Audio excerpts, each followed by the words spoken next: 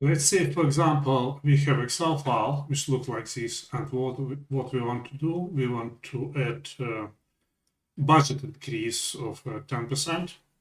So basically, we want to insert a column here called budget increase. So let's go back to our transformation. I have already done all the math. So what we need to do, we need to add new field. And we'll call it increase.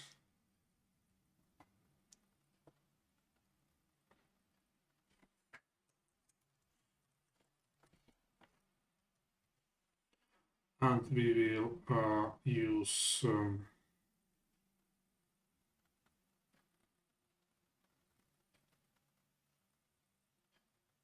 formula for it.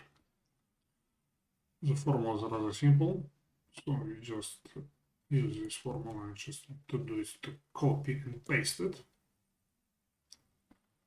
It is.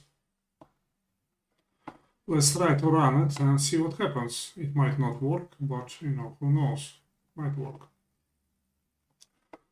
So here's our file. Let's see if it worked.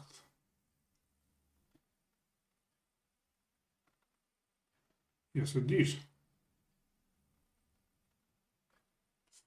And if we change it, number is different now.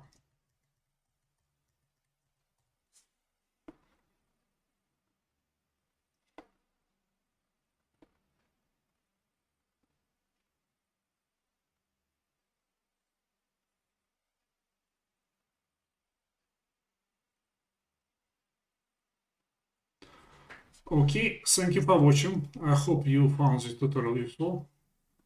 Again, if you have any questions, please go to our support forum and ask them there, and we will do our best to help you. Thank you, bye.